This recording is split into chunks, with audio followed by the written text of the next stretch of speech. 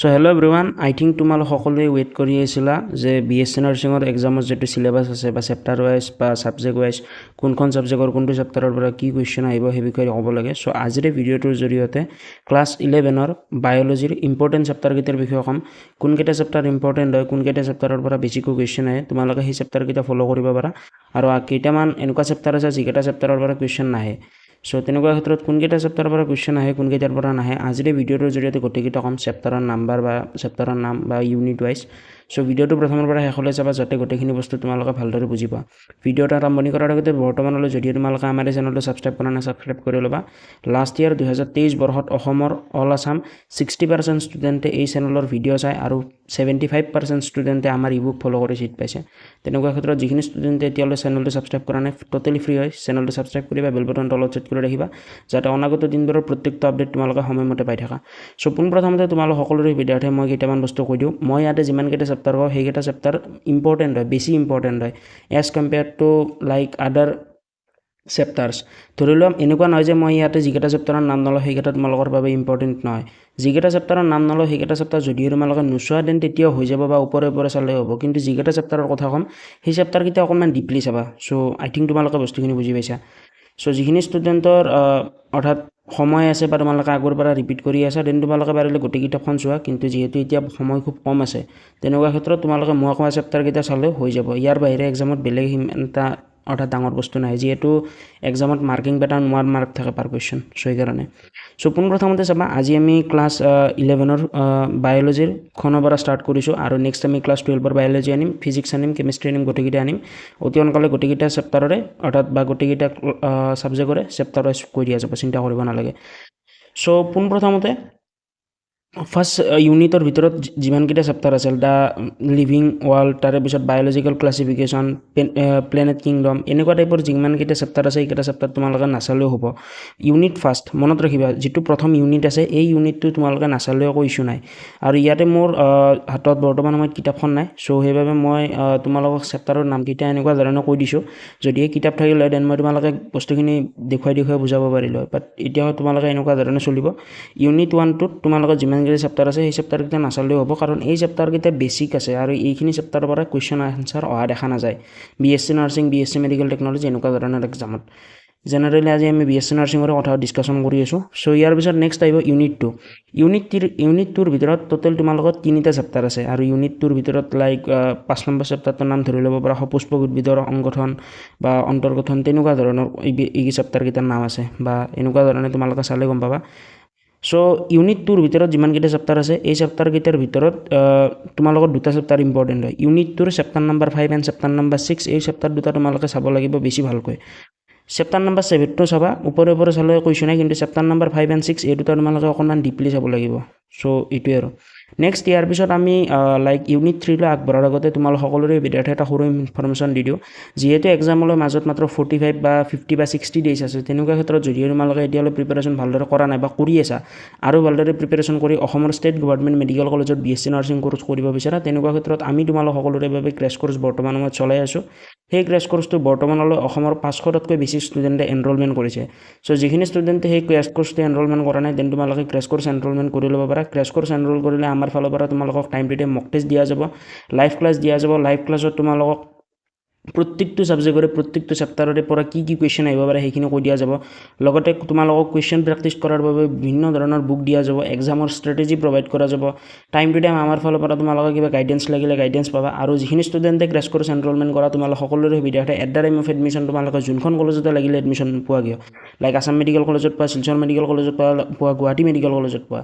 তোমালোকক সেই মেডিকেল কলেজত এডমিশ্যন লোৱাৰ সময়ত আমি তোমালোকক পাৰ্চনেলি হেল্প কৰিম। লাইক সেইখন কলেজৰ ক'ত গৈ এডমিশ্যন ল'ব লাগিব, ক'ত গৈ কি কৰিব লাগিব, ষ্টেপ বাই ষ্টেপ গোটেইখিনি। চ' তোমালোকে ক্ৰেছ কোৰ্চ যদিহে এতিয়ালৈ এনৰলমেণ্ট কৰা নাই, আমাৰ ক্ৰেছ কোৰ্চ আমাৰ অফিচিয়েল এপ্লিকেশ্যন বিকাশ একাডেমীত চলি আছে, লিংকটো ডিছক্ৰিপশ্যন বক্সত দিয়া থাকিব।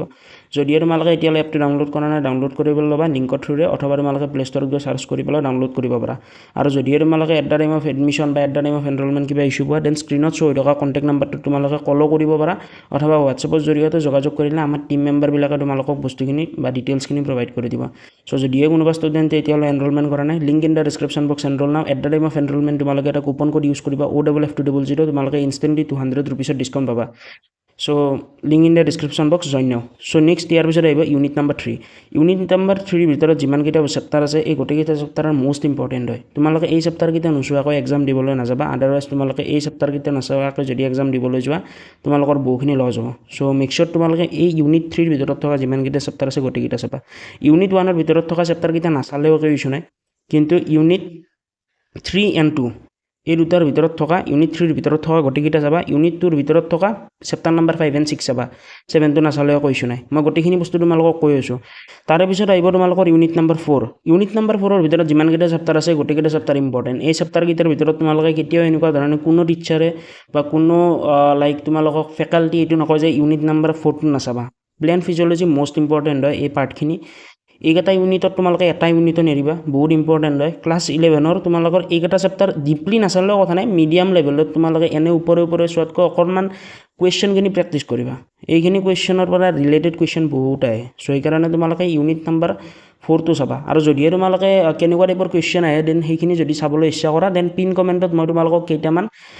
ভিডিঅ'ৰ লিংক প্ৰভাইড কৰি দিম সেই ভিডিঅ'কেইটা তোমালোকে চাব পাৰা তোমালোকে বেটাৰ আণ্ডাৰষ্টেণ্ডিং কৰিব পাৰিবা যে এক্সামত কেনেকুৱা টাইপৰ কুৱেশ্যন আহে চ' যদিহে তোমালোকে আমাৰ নতুন চেনেল যিটো ক্ৰিয়েট কৰা হৈছে বিকাশ একাডেমি সেইটো ছাবস্ক্ৰাইব কৰা নাই মেক শ্যোৰ ছাবস্ক্ৰাইব কৰি ল'বা পিন কমেণ্টত আমাৰ ফালৰ পৰা আমি তোমালোকক লিংক প্ৰভাইড কৰি দিম তাতে আমাৰ ফালৰ পৰা তোমালোকক ৰেগুলাৰ বেচিছত MCQ প্ৰেক্টিছ কৰোৱা যায় সো এইখিনি আছিল সো ইউনিট নাম্বাৰ 4 লৈ আমি গলো ইউনিট নাম্বাৰ 4 ৰ ভিতৰত যিমান কেইটা চেপ্টাৰ আছে এইকেইটা চেপ্টাৰৰ ভিতৰত এটা চেপ্টাৰ মিছ নকৰিবা মোষ্ট ইম্পৰ্টেণ্ট এই চেপ্টাৰ কেইটা নোচোৱাকৈ কিন্তু এক্সাম দিবলৈ নাযাবা আদাৰৱাইজ বহুত বেছি লছ খাবা তোমালোকে সো ইয়াৰ পিছত নেক্সট আহিব ইউনিট নাম্বাৰ 5 ইউনিট নাম্বাৰ 5 টোৰ পৰাই SSUHS আণ্ডাৰত 2024 বৰ্ষত বা 2023 বৰ্ষত হ'বলগীয়া এক্সামত অলমোষ্ট তোমালোকৰ এই যি চেপ্টাৰ নাম্বাৰ 5 ইউনিট নাম্বাৰ 5 আছে ইউনিট নাম্বাৰ 5 ৰ পৰাই টোটেল 5 মাৰ্ক আহিছিল অলমোষ্ট মই যদিও ক'বলৈ যাওঁ BSc নাৰ্ছিং এক্সামত SSUHS যি BSc নাৰ্ছিং এক্সাম কণ্ডাক্ট কৰা যায় সেই এক্সামটোত অলমোষ্ট 12 মাৰ্ক ক্লাছ 11 ৰ পৰা আহে 13 মাৰ্ক ক্লাছ 12 ৰ পৰা আহে তেনেকুৱা ক্ষেত্ৰত তোমালোকৰ ক্লাছ 11 ৰ পৰা যিমান কেইটা ইউনিট আহে ইউনিট কেইটাৰ ভিতৰত অনলি 5 মাৰ্ক হিউমেন যিটো তোমালোকৰ ইউনিট 5 ৰ ভিতৰত থকা চেপ্টাৰ আছে এই চেপ্টাৰ কেইটাৰ পৰা আহে এটা ইউনিটৰ ভিতৰত যিমান কেইটা চেপ্টাৰ আছে গোটেইকেইটা চেপ্টাৰৰ পৰা তোমালোকৰ 5 মাৰ্ক আহিব আৰু বাকি ধৰি লোৱা চেপ্টাৰ ইউনিট নাম্বাৰ 2 3 4 এই তিনিটাৰ পৰা তোমালোকৰ বাকি যি 7 মাৰ্ক আছে এইখিনি আহিব সো সেইকাৰণে তোমালোকৰ ইউনিট নাম্বাৰ 5 টো মোষ্ট ইম্পৰ্টেণ্টৰ ভিতৰত পৰিব তোমালোকে এটা বস্তু মনত ৰাখিবা ইউনিট 1 টো এৰি বাকি যিমান কেইটা আছে গোটেইকেইটা চাব লাগিব ইউনিট 1 টো একেবাৰে নাচালেও কৈছো নাই ইউনিট 2 ৰ ভিতৰত থকা চেপ্টাৰ নাম্বাৰ 5 and 6 টো চাবা তাৰে পিছত তোমালোকৰ ইউনিট 3 4 5 এইকেইটা কমপ্লিটলি চাবা বাকি ইউনিট নাম্বাৰ 1 ৰ ভিতৰত যে 4-5টা চেপ্টাৰ আছে সেইকেইটাৰ নামত তোমালোকে বেকাৰ সময় নষ্ট নকৰিলে সময় নষ্ট কৰিব নালাগে তোমালোকে সেইকেইটা চেপ্টাৰ কুইট কৰিব পাৰা আৰু বাকি যিমান কেইটা চেপ্টাৰ আছে এইকেইটালৈ গো কৰিব পাৰা আৰু এইটো ক্লাছ 11 ৰ সিলেবাস হয় ক্লাছ 11 ৰ মাৰ্কিংৰ ভিতৰত অকনমান বস্তুটো খেলিমেলি থাকে কিন্তু ক্লাছ 12 ৰ মানে ষ্ট্ৰাকচাৰ ওয়াইজ থাকে যে এইটো চেপ্টাৰৰ পৰা আহিব এইটো চেপ্টাৰৰ পৰা নাহে তেনেকুৱা ধৰণে সো আজিৰ ভিডিঅটো এইখিনিতে সমাপ্ত কৰিলো কিন্তু অতি সোনকালে আমি ক্লাছ 12 ৰ চেপ্টাৰ আনিম যে কোনটো চেপ্টাৰৰ পৰা কিমানটা কোৱেশ্চন আহিব পাৰে বা কোনটো চেপ্টাৰৰ পৰা কিমান বেছি ওয়েটেজ থাকে বা তেনেকুৱা ধৰণে সো যদি তোমালোকে নেক্সট পাৰ্টবোৰ চাবলৈ মন কৰা দেন চেনেলটো সাবস্ক্ৰাইব কৰিবা বেল বাটনটো অল চেট কৰি ৰাখিবা আৰু যদি তোমালোকে ৰেগুলাৰ বেচিছত অৰ্থাৎ কুৱেশ্চন প্ৰেক্টিছ কৰিব বিচাৰা ফ্ৰী অফ কষ্ট দেন তোমালোকে আমাৰ ইউটিউব চেনেলটো সাবস্ক্ৰাইব কৰিব পাৰা বিকাশ একাডেমি সেই চেনেলটোৰ লিংক মই পিন কমেণ্টত প্ৰভাইড কৰি দিম আৰু যদি এতিয়ালৈ ক্ৰেছ কোৰ্ছ এনৰোলমেণ্ট কৰা নাই তোমালোকে বেছি একো চিন্তা কৰিব নালাগে স্ক্ৰীনত শ্ব' হৈ থকা কণ্টেক্ট নম্বৰত কল কৰিব পাৰা অথবা হোৱাটছএপত যোগাযোগ কৰিলে আমাৰ টিম মেম্বাৰবিলাকে কৈ দিব সো আজিলৈ মানে জয় আই অসম ভালদৰে প্ৰিপাৰেশ্যন কৰা কিবা ইছ্যু পালে তোমালোকে জনাবা মই তোমালোকক সম্পূৰ্ণ নিজৰ ভাইটি ভণ্টি বুলি ভাবি হেল্প কৰি দিব ট্ৰাই কৰিম সো আজিলৈ মানে জয় আই অসম